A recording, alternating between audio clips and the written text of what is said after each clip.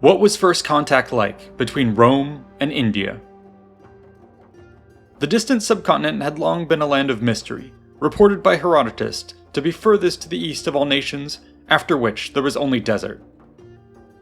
Here it was said that the land grew in great abundance due to the many rivers and rainfalls, which in turn yielded creatures of extraordinary size and diversity. These included titanic elephants, tigers twice the size of lions, massive flying serpents, and enormous gold-digging ants. Many of these stories only reached the west by way of intermediaries. However, the sweeping conquests of Alexander the Great finally allowed the Greeks to have a look for themselves. These eyewitnesses now told fresh stories of stunning biodiversity, extraordinary peoples, mythic histories, powerful empires, massive cities, stunning palaces, and more.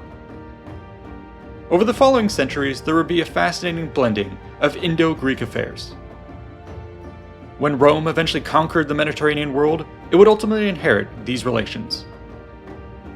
The transition occurred in the reign of Augustus, when it was the Indians who reached out first to find out more about their new neighbors to the west. What happened next would be a pivotal moment for the two civilizations. Unfortunately, it often goes overlooked in modern history. So today, let's dive in. This is the story of first contact between Rome and India.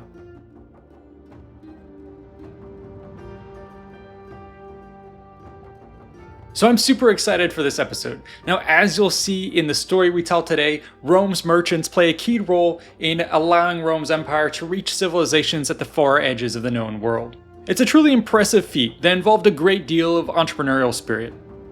Now, you too can take bold steps to improve your own business management with today's sponsor, Odoo. It's an all-in-one software for managing organizations in an integrated way. As with other ERP tools, this means empowering you with a range of applications to simplify the day-to-day management of a business, including invoicing, accounting, project management, inventory, website creation, and more. With over 15 million users worldwide, Odoo is a well-established company with thousands of apps to meet a variety of business needs. Let's say, for instance, you want to build a website. There's an app for that, to quickly set things up. Customize the look and feel with themes, fonts, animations, and more. If you need to sign documents, there's an app for uploading, viewing, signing, and revising these files. If you need to manage timesheets, there's an app to track and validate billable hours, approve time spent on tasks, and simplify invoicing your services. If you need to manage workflows, there's an app to organize projects with stakeholders, tasks, due dates, dependencies, and statuses. And best of all, the whole ecosystem can be linked together on Odoo. So try it out today. The first app you get actually comes for free and comes with unlimited hosting and support. Enjoy!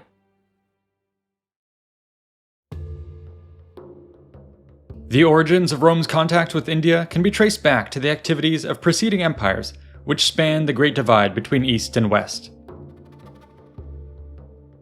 For instance, the Achaemenids of the 6th to 4th century BC were among the first to develop extensive land and sea connections with India, even going so far as to control and extract tribute from its northwest regions.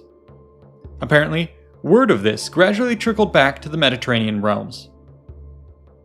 Herodotus, upon writing of the Empire of Darius, notes, quote, "The Indians made up the 20th province.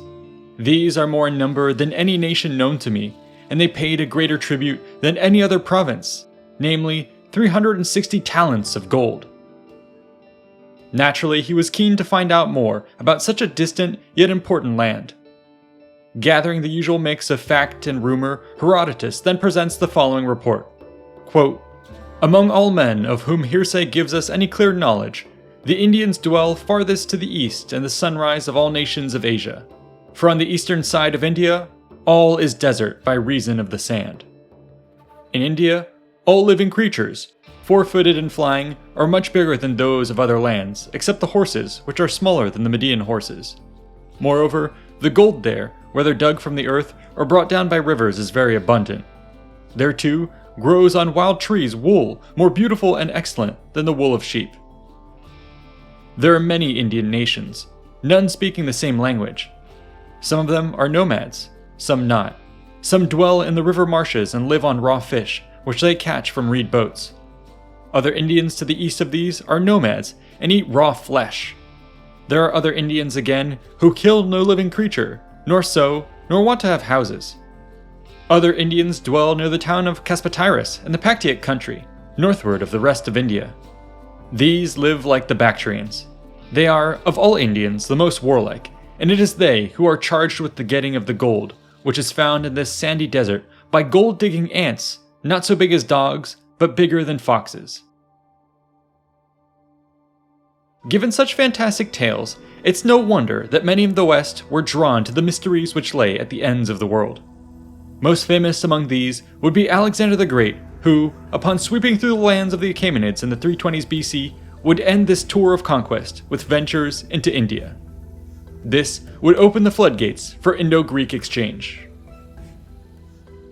Though Alexander would die soon after this discovery, the following successor kingdoms would keep this east-west connection alive, as both Hellenistic and Indian rulers jostled for control of their respective border regions. Such geopolitics range from military invasions to diplomatic marriages, trade agreements, and more. Smaller scale details are also preserved in the Indian historical record, with references to Greek mercenaries in the service of kings and construction projects partially financed by Greek benefactors. Here, the Greeks are most commonly referred to in Sanskrit as the Yavana, a loanword from the Persian Yona, which itself was a reference to Ionia. The end result of all this activity was a bridging of the two worlds, which birthed fascinating new Indo-Greek kingdoms and cross-cultural pollination. It's in this period of exchange that several important works were written on India by Greek authors who actually traveled to that country, including Deimachos, Oskritos, Nearchos, and Megasthenes. Unfortunately, their full accounts have not survived. However, from excerpts preserved by later authors, we can see that figures such as Megasthenes tried to document as much as they could about the geography, environment, society, government, military, and religion of these lands. Such descriptions prove useful as an early glimpse into India of the 300s BC under the reign of Chandragupta Maurya, founder of the Mauryan Empire. Megasthenes' work, Invicta, begins with a description of the borders of the whole country, which was said to be quadrilateral in shape, spanning 28,000 stadia from east to west between the Great Sea, and 32,000 stadia from north to south between Mount Illimodus and the nether regions where the shadows of a sundial supposedly switch sides. He goes on to report of the many rivers which flow across a land whose fertile soils and frequent rains bear plants in unsparing suffusion. Nurtured by this abundance, the wildlife comes in all shapes and sizes. This includes titanic elephants which dwarf the Libyan kind, tigers twice the size of a lion, monkeys larger than the greatest dog, and massive winged snakes that fly at night, spraying urine that blisters the skin with putrid sores. Meanwhile, beneath it all, run rich underground veins of precious metals, gold, silver, iron, and copper. Megasthenes then describes the people here as being numerous and diverse, but generally of great stature and proud bearing, who live modest, moral, disciplined lives. He also relays reports of, quote, men with ears large enough to sleep in, men without any mouths, men without noses, with only one eye in the center of their forehead, with dog heads, with spider legs, and with fingers bent backwards. Some attempt is then made to recount their history. This involves an origin story of primitive times long ago when they had been visited by the likes of Dionysius and Heracles, who taught them how to grow plants, make wine, and worship, while also establishing cities, courts, laws, and a line of descendants that ruled India for several generations before being overthrown by democratic city-states. Megasthenes then recounts how in the present day, the lands have been unified under the great king Chandragupta Maurya. His army is composed of 600,000 infantry, 30,000 cavalry, 8,000 chariots, and 1,000 elephants. His administration is staffed by many trained civil officials responsible for efficiently managing the provinces, districts, and villages with a charge to see after the welfare of the people and to maintain law and order. The king specifically takes great interest in the administration of justice, having established courts across the lands and ensuring that laws are enforced severely. Beyond the king's governmental hierarchy, Megasthenes reports that society is organized into 7 castes, namely made up of the philosophers, the high counselors, the soldiers, the overseers, the cultivators, the artisans, and the shepherds and hunters. And finally, Megasthenes describes the Mauryan city of Patliputra, where he resided for a time and which had for centuries served as the capital of successive Indian empires. He wrote that Patliputra was a giant city located upon the Ganga, which extended 15 kilometers along the riverfront and 3 kilometers inland. It was defended by a massive wall and moat with 570 watchtowers and 64 gates. The royal palace itself was a marvel of design, which reportedly rivaled the extravagance and magnificence of Persia's own cities of Susa and Ecbatana. Around it lay an extensive park filled with beautiful trees, tame peacocks, and tanks which held fish of enormous size. More is written by other contemporary authors which we shall not have time to get into, but clearly there was much here to be reported upon. Thus it was that stories of these distant lands would have begun to make their way to Roman shores. Yet for much of this time, the nascent Italian power was in no position to participate meaningfully in any exchange with India. It was only in the 2nd century BC, as Rome made its explosive charge across the eastern Mediterranean, that they would actually begin to factor into Indo-Western relations. Initially, this was only a second-order relationship, where Rome began dealing with those who dealt with the Indians. For instance, as the legions gradually established control over Greece, they would come to blows with Antiochus the Great, king of the Seleucid Empire, who himself had just a decade prior returned from an Indian campaign. In the ensuing war, Rome would prove its dominance in battle and carve ever greater chunks out of the eastern realm. Around the same time, they would also begin to meddle in the affairs of Ptolemaic Egypt, which was in the midst of its own seaborne dealings with the distant subcontinent. However, it would only be in the late Republic that Rome was able to fully take over the mantle of its Hellenistic predecessors. This would be done under the reign of Emperor Augustus, who in 31 BC defeated his rival Mark Antony at the Battle of Actium, finally bringing an end to the period of civil wars. In the aftermath of the Pax Romana came a grand effort to consolidate Rome's grip across the Mediterranean and see just how far beyond its grasp might reach. Given how much wealth was known to be flowing from east to west, it should be no surprise that Augustus began to make moves in this direction. Yet, such efforts across the shortest overland route would be blunted by the fearsome resistance of the Parthian Empire. At least on this front, Rome would have to deal with India by way of middlemen. But the emperor would not give up so easily. New efforts were made to circumvent the Persians. In 26 BC, Augustus launched an expedition into Arabia meant to probe the frontier and seize control of an important waypoint along the east-west trade routes. Yet this too ultimately ended in failure. Thus it was that Rome's best hopes for direct connection with India would be made through Egypt. It was here that the preceding Ptolemies had already begun the work of exploiting their access to India via the Red Sea. This came in the form of new commercial contacts, infrastructure, and administrative positions.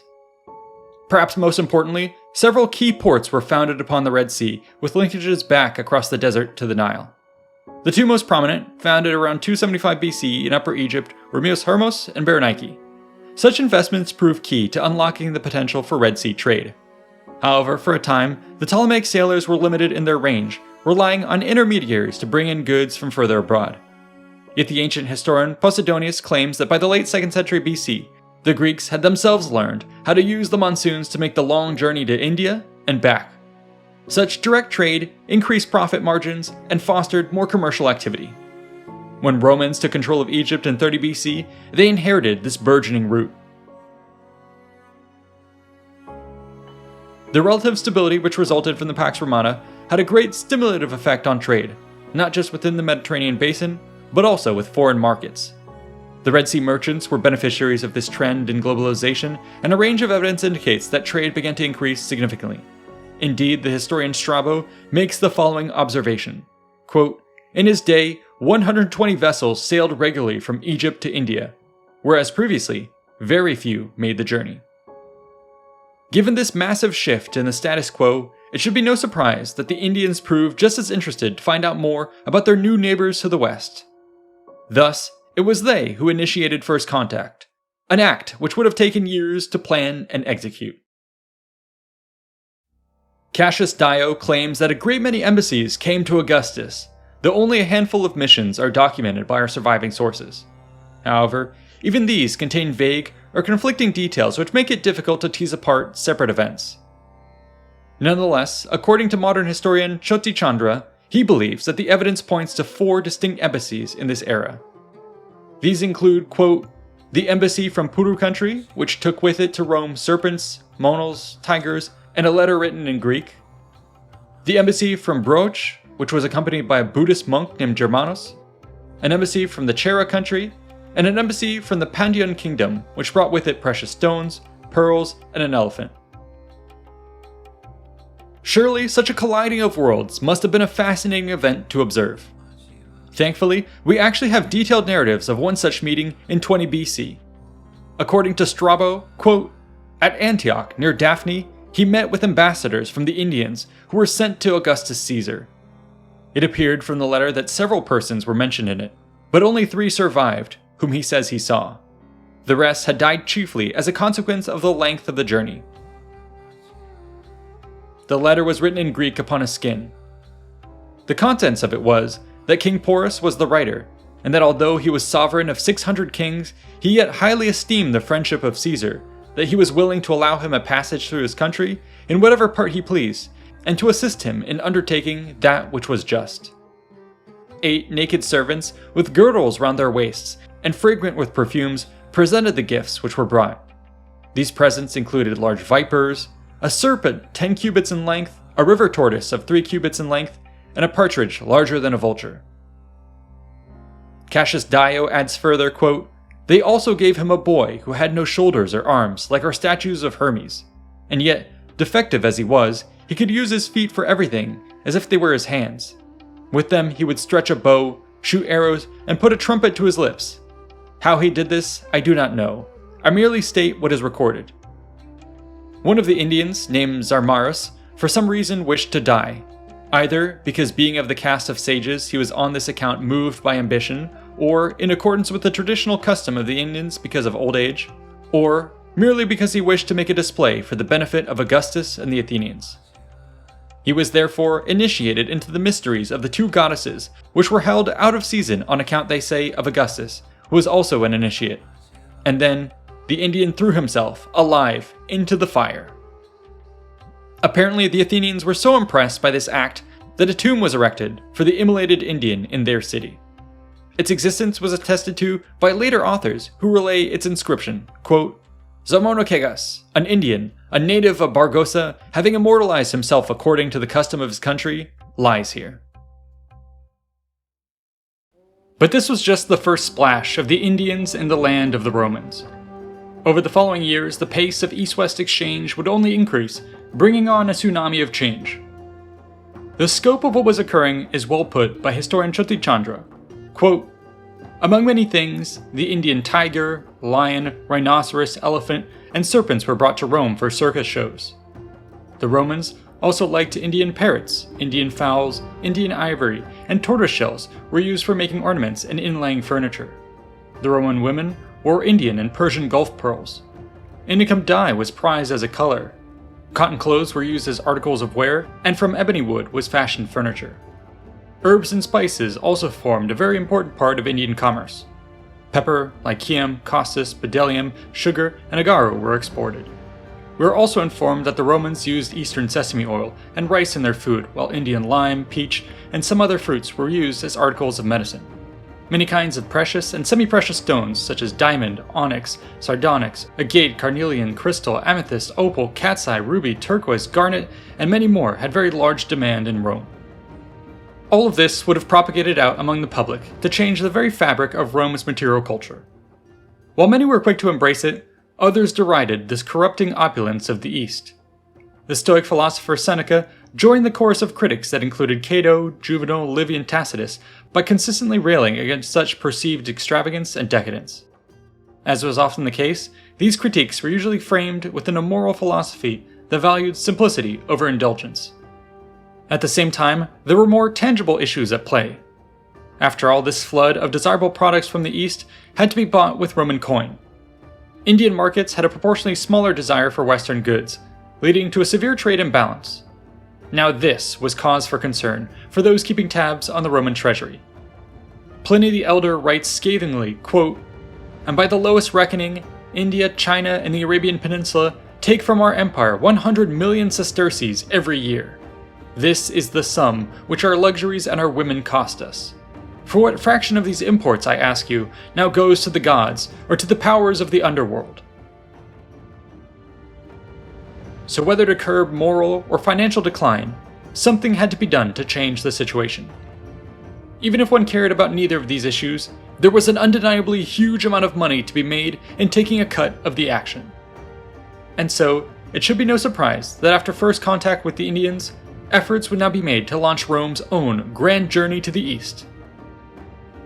But that story shall have to be covered another time. If you enjoy our work, consider supporting us on Patreon to participate in polls, catch script previews, and get HD downloads of all our art. We owe a huge debt to our current patrons for funding the channel, and to our researchers, writers, and artists for making this episode possible. We certainly couldn't have done it without this team and this community. So be sure to like and subscribe for more content, and check out these other related episodes. See you in the next one.